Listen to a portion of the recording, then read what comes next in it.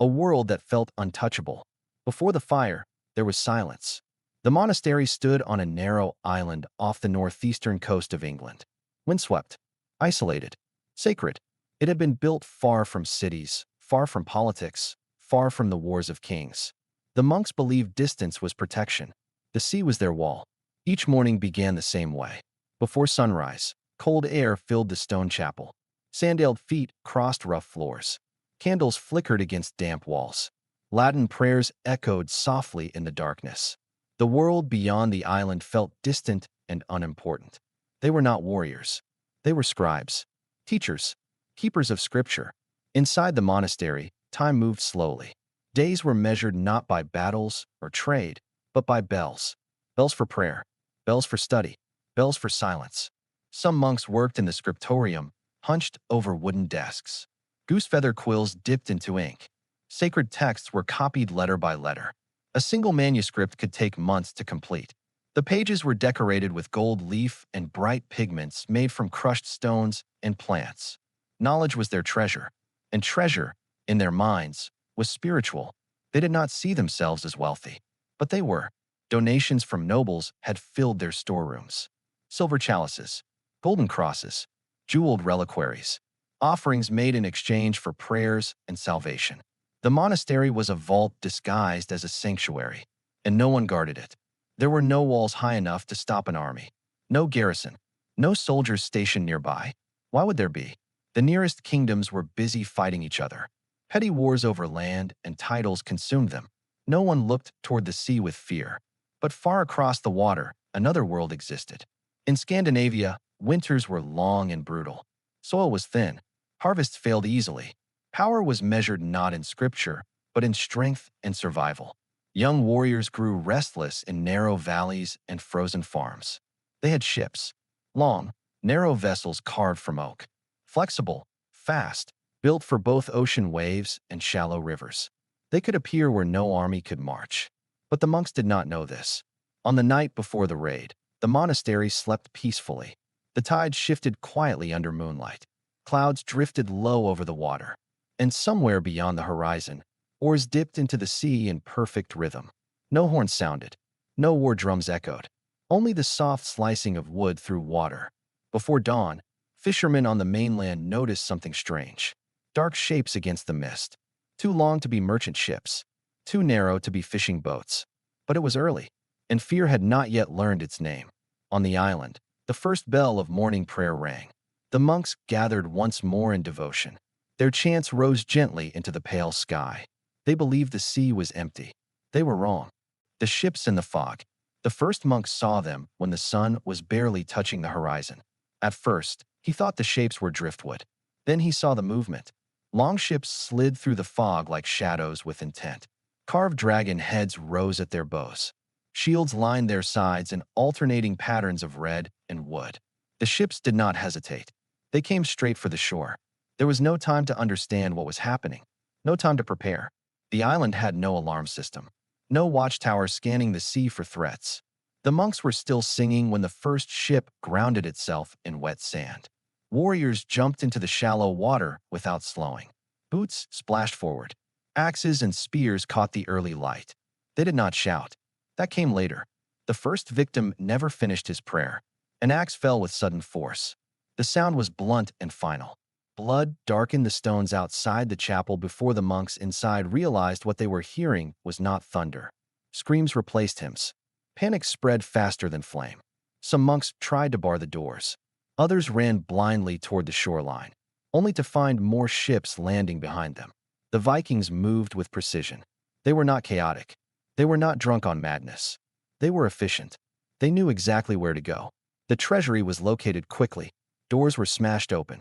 Gold was ripped from altars. Silver chalices were thrown into sacks. Decorative crosses were stripped of jewels with brutal speed. The library followed. Shelves of manuscripts were overturned. Pages scattered like frightened birds. Some warriors used the books to feed growing fires. Others laughed at illustrations they could not read. To the monks, the burning pages were worse than death. Centuries of knowledge turned into smoke within minutes. Some attempted to hide sacred objects beneath robes. They were cut down without hesitation.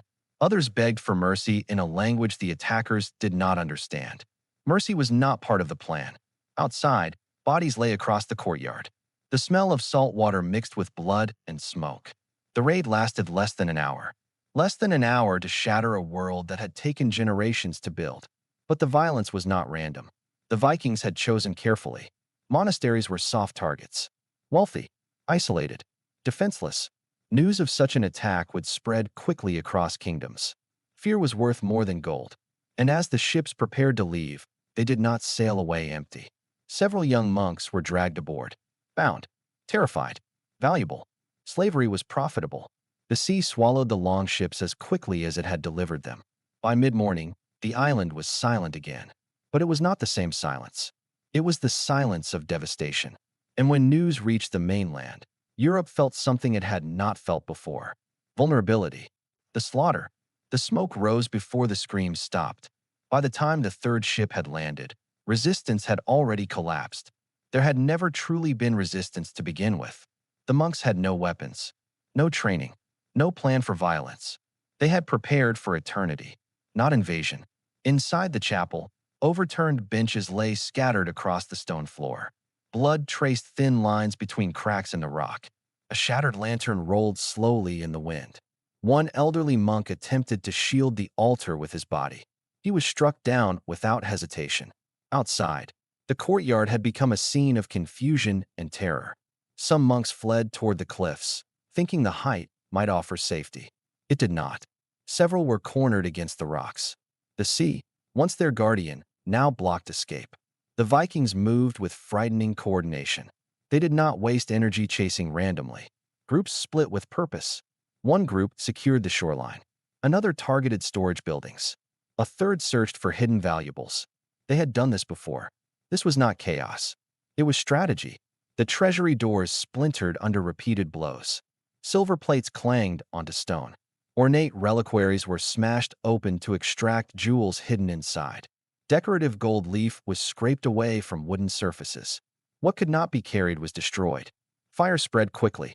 The library, the heart of the monastery, was set alight. Shelves carved over decades cracked in the heat. Scrolls curled inward as flames consumed them. Ink blackened and vanished. Carefully illustrated gospel pages disintegrated into ash.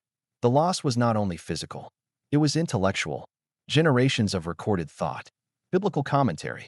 Historical records. Poetry. Gone in minutes. A young novice attempted to drag a manuscript outside. A warrior grabbed it from his hands and threw it into the fire. The novice was struck down beside it. Meanwhile, captives were being selected. The Vikings did not kill everyone. They assessed value. Young, healthy men were tied with rope and dragged toward the ships. Slaves could be sold in distant markets. Some would never see England again. Others were killed not out of necessity, but as a message. Fear traveled faster than ships, and fear was part of the weapon. Within an hour, the monastery had been stripped, burned, and silenced. Bodies lay across the grounds in unnatural stillness. The chapel roof smoldered. The once sacred courtyard was stained dark. The Vikings reboarded their ships with gold, silver, livestock, and captives. They did not linger. They did not celebrate. They pushed off the sand and vanished back into the mist. By the time nearby villages dared approach the island, only smoke marked what had happened. And when survivors told the story, they struggled to describe the attackers. They spoke of tall men with braided hair, of axes that split skulls in a single blow, of dragon-headed ships that appeared without warning. Some believed it was divine punishment. Others whispered that demons had come from the sea. But this was no myth. It was the beginning of something far larger. Why the Vikings did it? The attack shocked Christian Europe. But to the Vikings, it was practical. They were not mindless barbarians driven only by bloodlust. They were calculating. Scandinavia in the late 8th century was a harsh land. Winters were long. Crops were unreliable. Population pressures grew as families expanded and farmland did not. Powerful chieftains needed wealth to maintain loyalty. Wealth meant silver. Silver meant influence. Influence meant survival.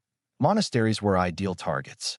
They held donations from nobles, precious metals, livestock, stored grain, all concentrated in places protected by faith rather than soldiers.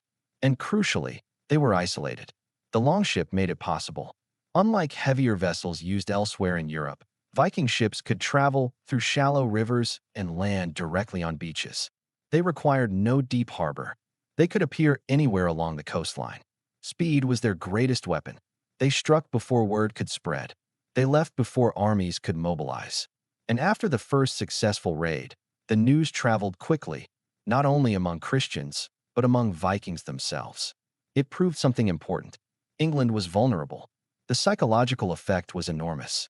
For centuries, monasteries had been spiritual centers. They were considered protected by divine favor.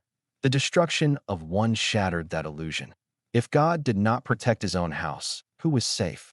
Fear weakened morale, and fear invited more raids. Within years, similar attacks occurred along other coasts. Ireland, Scotland, Francia. The pattern repeated. Arrive suddenly. Kill swiftly. Take valuables.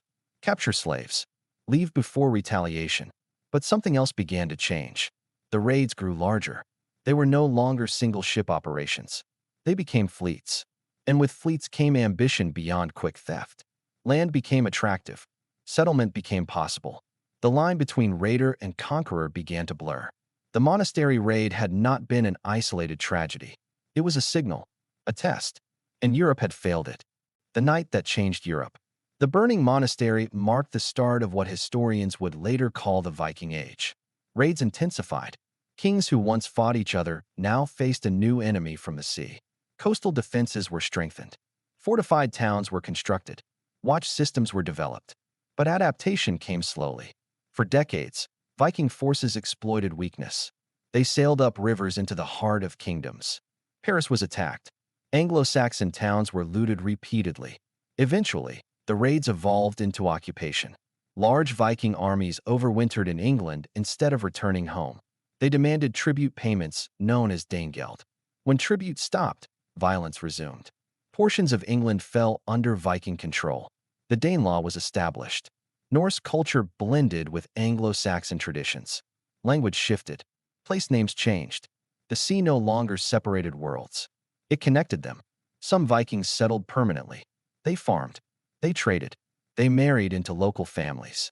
Former raiders became rulers. But the memory of the first monastery raid never disappeared. It was recorded in chronicles as an act of horror. Monks described it as a warning from God.